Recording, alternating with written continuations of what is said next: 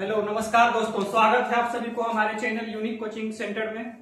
जैसा कि आप लोग जान रहे हैं कि कल बिहार एनएमएमएस यानी कि राष्ट्रीय आय सह मेगा छात्रवृत्ति का एग्जाम है और कल फाइनल एग्जाम 11 मार्च को है।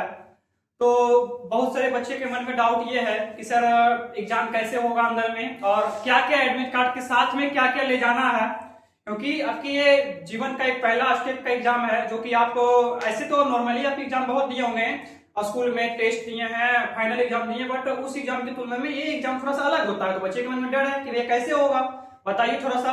तो आज हम उसी की चर्चा करेंगे कैसे होगा, आपको क्या क्या लेके जाना है, डरना बिल्कुल नहीं। आइए सिर्फ थोड़ा सा आप 10 मिनट हमारे वीडियो में बने रहे। तो ये उसी वेबसाइट है जो कि राष्ट्रीय आय सह मेगा छात्रवृत्ति वेबसाइट है। इसी पे आप लोग फॉर्म भरे हैं, इसी आप लोग एडमिट कार्ड डाउनलोड किए हैं।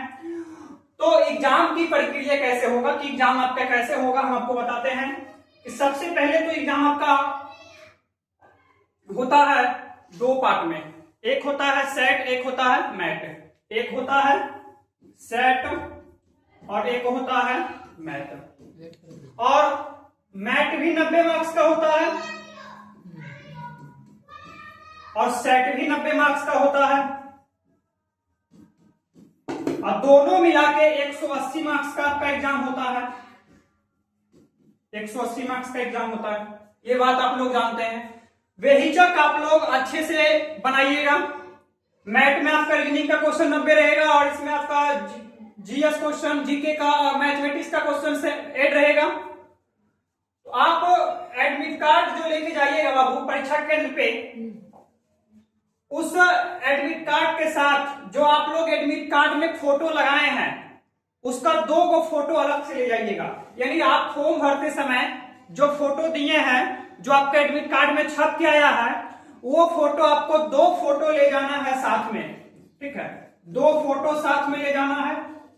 और अगर किन्हीं बच्चे का एडमिट कार्ड पे फोटो नहीं आया है, सिर्फ उसका एडमिट कार्ड आया है, तो आप कोई भी एक फोटो लेके या फिर जो आप फॉर्म भरते समय दिए थे उसी फोटो को लेके आप खुद से एडमिट कार्ड के ऊपर चिपका लें। और उसके अलावा भी आपको 2 फोटो साथ में ले जाना है। पहचान पत्र के लिए आपको एक आई कार्ड की जरूरत पड़ेगा, तो आप वो आधार कार्ड की इस्तेमाल कर सकते हैं। आपको आधार कार्ड भी साथ में, ओरिजिनल आधार कार्ड ले जाना है, 9 फोटो स्टेट करके ओरिजिनल आधार कार्ड आपको साथ में ले जाना है। ओएमआर शीट जो रंगने की प्रक्रिया है, ओएमआर शीट रंगने के लिए आपको ओएमआर शीट अगर थोड़ा सा भी अगर आप बाहर करते हैं रंगने में तो वो आपका गलत हो गया। अगर आप एक की जगह 2 भी रंगते हो, जैसे कि suppose that A B C और डी, आपको लगा है कि सी सही है, आप सी रंग दिए, लेकिन फिर बगल वाला किसी बच्चा को देखे नहीं बी होगा, बी रंग दिए, तो आपका ये गलत है। यानी 2 को जहां आप ओएमआर शीट में टच किए वो आपका गलत हो जाएगा, इसीलिए आप सोच समझ के आंसर टिक करें। उसके बाद वो इससे गोला से बाहर नहीं निकलना चाहिए, अगर बाहर निकला तो आपका गलत हो चुका है, ठीक है। तो आपको हम टोटल एग्जाम की जानकारी दे रहे हैं कि आपका पहले सेट और फिर पहले मैट पेपर, उसके बाद सेट पेपर जाके आपका एग्जाम में होगा। फिर 90 मार्क्स का आपका सेट होता है, 90 मार्क्स का आपका मैथ होता है, टोटल 180 मार्क्स। 2 फोटो आपको साथ में ले जाना। अगर आपके एडमिट कार्ड पे फोटो नहीं आया, आपको एडमिट कार्ड पे फोटो चिपका के उसके अलावा आपको 2 फोटो ले जाना है। और उसके बाद ओएमआर शीट रंगने की प्रक्रिया आपको हम बता दिए हैं।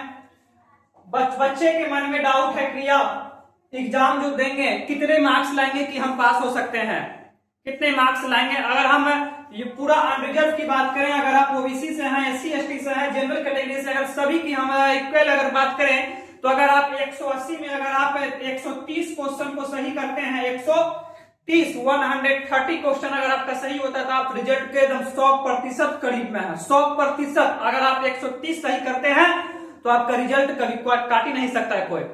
लेकिन सर बात यहाँ पे ये है कि अगर आप 130 भी सही कर देते हैं तो आप फॉर्म भरने में जो ईमेल आईडी दिए हैं उस ईमेल आईडी पे आप एक्टिव रहिएगा। कुछ भी थोड़ा सा गड़बड़ी होता है आपको ईमेल पे मैसेज किया जाता है, आप उसको फिर मेल करिएगा उस चीज को, तभी आपका रिजल्ट बन के आएगा। अगर आपका थोड़ा सा भी कुछ गड़बड़ होगा फॉर्म में तो। लेकिन अगर आपका कोई दिक्कत नहीं तो कोई दिक्कत नहीं होगा। इसीलिए मेल पे एक्टिव रहिएगा। बहुत सारे बच्चे हमारे पास पिछले साल ऐसे भी थे जिसका कि 125 क्वेश्चन, 130 क्वेश्चन, 135 क्वेश्चन सही था, लेकिन उसका रिजल्ट नहीं हुआ। कारण ये कि वो मेल पे एक्टिव नहीं था, उसका कुछ गड़बड़ था और वहां पे एससीईआरटी के वेबसाइट से उसको मेल किया गया, लेकिन उसको वो इग्नोर कर दिया, ध्यान नहीं दिया कि हमको क्या उस पर दिक्कत है।